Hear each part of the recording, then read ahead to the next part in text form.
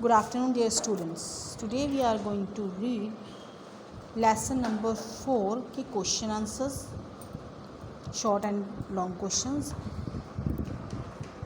लघु उत्तर लिखिए इन प्रश्नों के हैं. पहला प्रश्न है, राजा के मन में कौन से 3 सवाल उठे?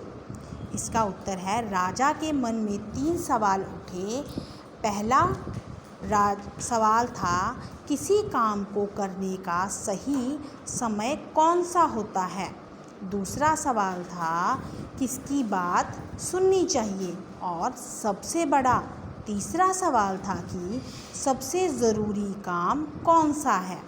दूसरा प्रश्न है, घायल आदमी राजा से माफ़ी क्यों मांग रहा था? इसका उत्तर है, क्योंकि घायल आदमी राजा का दुश्मन था. वह राजा को मारने आया था, लेकिन जब उसे मालूम हुआ कि राजा ने ही उसकी जान बचाई है, तो वह राजा का ऋणी हो गया और राजा से माफ़ी मांगने लगा. निबंधात्मक उत्तर लिखने हैं हमने इन प्रश्नों के. पहला प्रश्न है, राजा का शत्रु कौन था? उसकी राजा से क्या शत्रुता थी और शत्रुता मित्रता में कैसे बदल गई?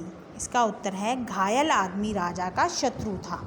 राजा ने उसके भाई को फांसी की सज़ा सुनाई थी, उसकी संपत्ति जब्त कर ली थी, इसलिए उसने राजा से बदला लेने की कसम खाई थी.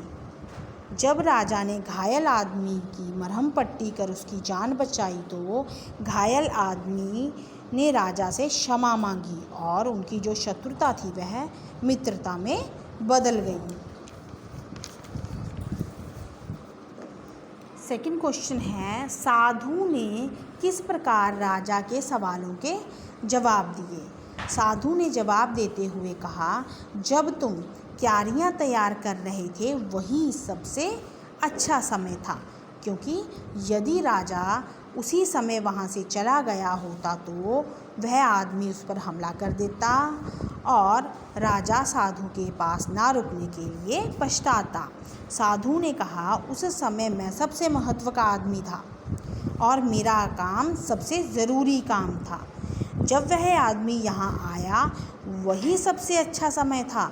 अगर तुम उसकी जान मरहम पट्टी ना करते तो वह मर गया होता, इसलिए उस समय वही सबसे महत्व का आदमी था और तुमने जो उसके लिए किया उस समय वही सबसे ज़रूरी काम था. इस प्रकार साधु ने राजा के सवालों के सीधे जवाब ना देकर बीते दिन के अनुभवों के उदाहरण देकर प्रश्नों के उत्तर दिए. Thank you and have a nice day.